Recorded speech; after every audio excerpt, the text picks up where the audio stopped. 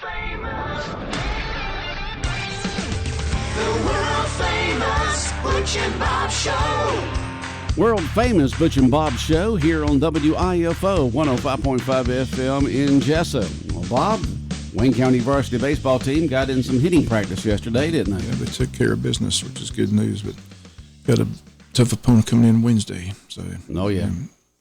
Looking forward to that. Sweet 16 action Wednesday, 4:30. Encourage everybody to mark the date on your calendar and come on out and support the Yellow Jackets. Tremendous crowd yesterday. LaGrange. LaGrange whipped up on Bainbridge, right. as you mentioned in the sports. It ought to be a very interesting doubleheader next Wednesday at Howard Bo Warren Field. I said LaGrange has played for the state championship the last 2 years in Quad A, so they haven't won it, but they've played for it. Right. They've gotten there, but right. Stars Mill in their region is number one team in the state. Right. Okay. All right, we've got guests in here with us this morning. Bob, who do we have? Got people from the Wayne County Sheriff's Department. Got a big day tomorrow. The drug take back?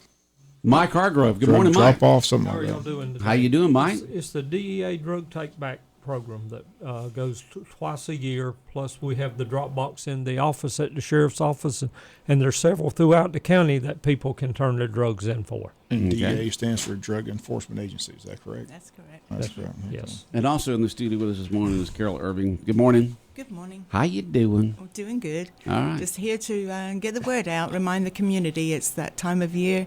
Clean out your medicine cabinets and drop off that unwanted, expired, used medication. Safely dispose of the medication.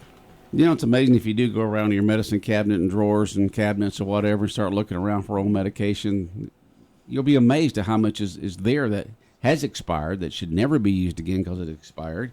And you don't want to flush it down the toilet. You don't want to throw it in the trash and it gets in the landfill. The best thing to do is to take it to this event coming up tomorrow. Right. And so we this event happens twice a year with the DEA partnership with the DEA. So it's a national event all across the country. And so we collect all that medication, and the DEA will safely dispose of it. They actually ship it to another state and put it in an incinerator. Okay. Yeah. So they just fire it up and Yep. burn it up. Burn it up. Because you don't want to put it down in the environment. Right. This is a program that started years ago. The Wayne County Sheriff's Office started participating with it in 2010. In 2019, and we went back and looked on DEA records, in 2019 there was 173 pounds of drugs turned in from Wayne County. In 2020, and we only had one pickup that year because of COVID, there was 202 pounds. 2021 there was 117 pounds. 2022 was 302 pounds. And 2023 was 157. So for the period from 2019 to 2023, there was 951 pounds of drugs turned in by the Wayne County Sheriff's Office that was picked up and turned into the DEA to be incinerated. It's a lot of medication. That's a lot. A lot of drugs. We see a lot of people turn them in when they lose a loved one that had serious health issues and a lot of medication. And we get a lot of drugs like that. The biggest problem we run into, and we do want to remind everyone, we don't take liquids because they have to be disposed of differently, and the DA won't take them. And we don't take needles because the DA will not touch them, so we have to dispose of that.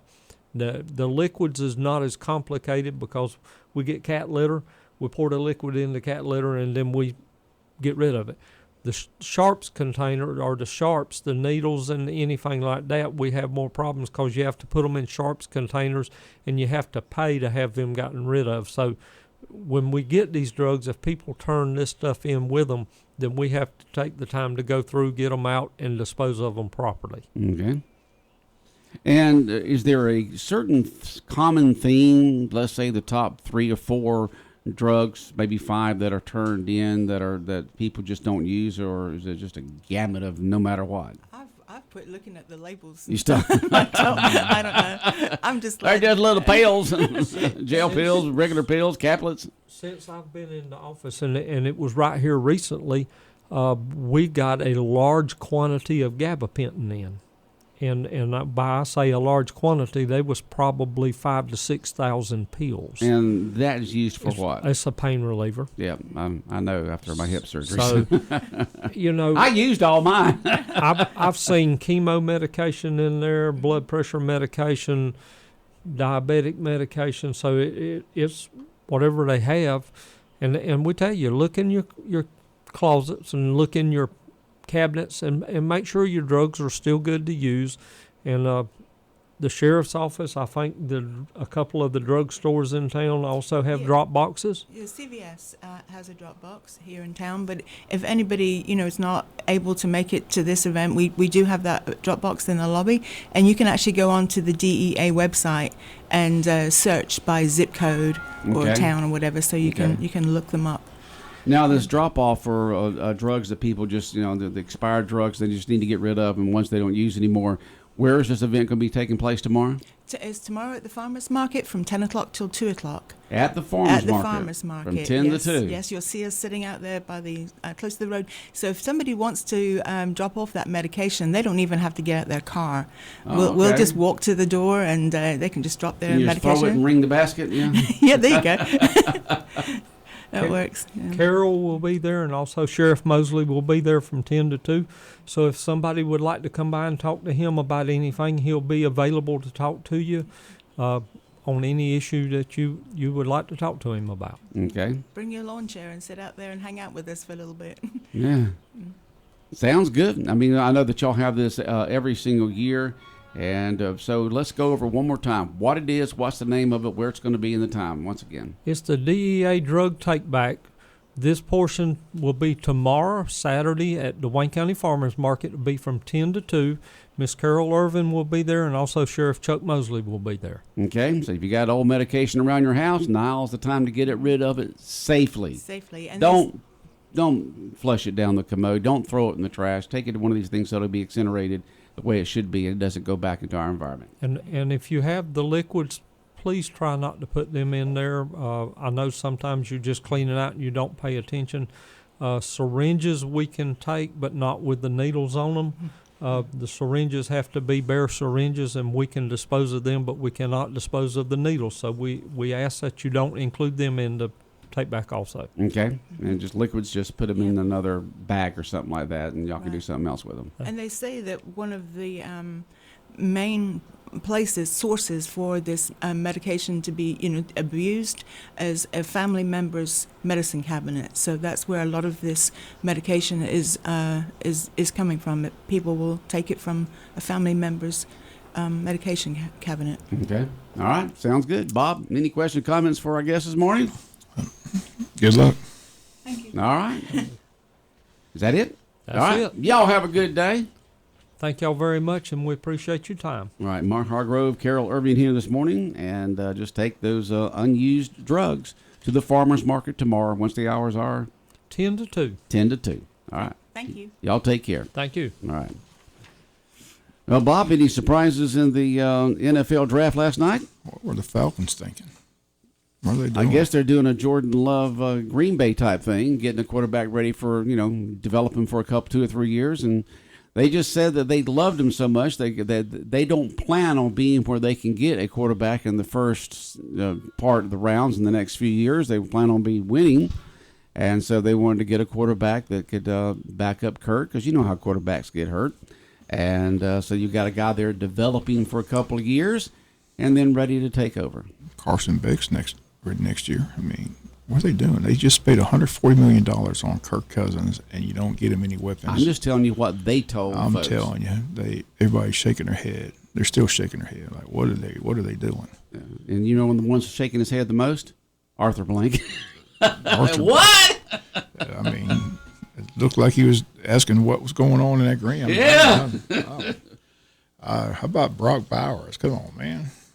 Brock Bowers going to the Raiders. And that's another thing. They said the Raiders, they thought they were going to pick a quarterback, and they go off and pick a tight end. I just say it all the time. The Falcons just never, ever land somebody from the university. You know, you think that you'd want to sell tickets. You know, get somebody from Georgia, right? They had a chance to get Herschel one time. They didn't do that. I don't get it, but that was the shocker in the first round. No one saw the Falcons selecting a quarterback after they paid $140 million the Jets on or someone like that wanted Penix and was just floored when he wasn't available. Just a head scratcher. But well, they're trying to explain themselves. We'll see how it works out. Maybe Kirk Cousins breaks his ankle and falling out of a bus. You don't know, but it used to be, but when quarterbacks were picked, they were supposed to be developed for 2 or 3 years and then start. And that's what they hope to do with Penix right here, is develop him for 2 or 3 years and then, get in there and start, instead of just starting right out from college to the pro. And they want Kurt to be able to mentor him and get him ready for the future. That's the quarterback of the future, not in the next couple of years, but the future. I'll go to the Hermit. You play to win the game, and to win, you need talent this year. You need it this year. You paid $140 million for a quarterback. Get him a weapon. Get one of those receivers that are on the board, for Pete's sake. Come on. Well, I was after listening to Fox Sports over the last few days. They said there's so many good receivers out there that you don't have to worry about not getting one in the first round. You can get one later on. That there's just an abundance of good receivers. Of course, the number one thing is quarterbacks. Number two, I guess, is in rushers to get to the quarterback and stuff like that. So we'll see how it all works out. They had their reasons, and they just wanted to go with him because they're building for the future. Penix, I saw some other quarterbacks that were taken after him that I thought were better. So anyway, that was a head scratcher for the Falcons. But what did the Jags do? Jags got the wide receiver out of LSU. They went and got a talented receiver. Got a receiver for Trevor. That's right. All right. A weapon. So. Somebody else to throw the ball to. That's what you're supposed to do. That's what you do. You're supposed to help your quarterback. You get weapons. You get playmakers. All right. Whatever. Well. But round 2 and 3 tonight, so looking forward to that, seeing where Trevin Wallace goes for Wayne County. Trevin Wallace. Wishing the best. So, but it was a fun draft last night in Detroit. Detroit came all out. They had Eminem there, Barry Sanders there, Aiden Hutchinson. So had all those Detroit guys there. Amazing how many people show up for that event. It's just, NFL is just, they market themselves so well. They do. Years ago, the draft was just something you may watch, you may not. Right. You just found out the next day. To now, it's a big event. I remember Lynn Hoss telling the story, and somebody had to tell him on campus that he got drafted. You got drafted? I did? Who got? Redskins? All right.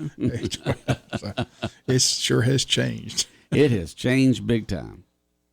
It has changed big time. And I remember when we first started with the Jaguars, we started carrying them in '95, the very first year. We're the very first affiliate that signed up on for the Jaguars is the WIFO 105.5 FM, and then the next year, as they started doing the drafting, they would bring the affiliates down for, they'd have the draft right now, and then a few weekends later, we'd go down there with the affiliates and other people involved with the Jaguars and have a get-together for the weekend. We got to meet the people that were drafted and had a chance to talk to them and the coaches and listen to the draftees and all that kind of stuff. They stopped that years ago, but that was always fun. All right, Bob, if there's anything else on your mind before we head out here? Just again, I want to remind everybody that Sweet 16 actually will get underway next Wednesday. Be a big series between us and LaGrange, so come on, support the Yellow Jackets next week. Okay, sounds good. All right, Bob, have a good day. All right, the world-famous Butch and Bob Show here on WIFO 105.5 FM in Jesup, and it's brought to you by First Southern Bank, Van's Barbecue, Murphy Builder Supply, and O'Quinn & Associates. Coming up next, the latest news from Fox News, and then the local musician spotlight. We've got the band in the green room ready to come in here and talk about their band and play us a number. We'll do that in just a few moments right here on 105.5 FM, Big Dog Country, WIFO. We need common ground, not vicious competition. I'm Dave Anthony, Fox News. That's what China's leader Xi Jinping says after wrapping up a meeting today with Secretary of State Antony Blinken. We've advanced our cooperation on fentanyl and other synthetic drugs, the number one killer of Americans between the ages of 18 45. Blinken also says they'll work together on artificial intelligence amid trade disputes, with the biggest American concern remains China helping Russia. The PRC providing components that are powering Russia's brutal war of aggression against Ukraine. As the U.S. prepares new weapons and ammo to send to Ukraine.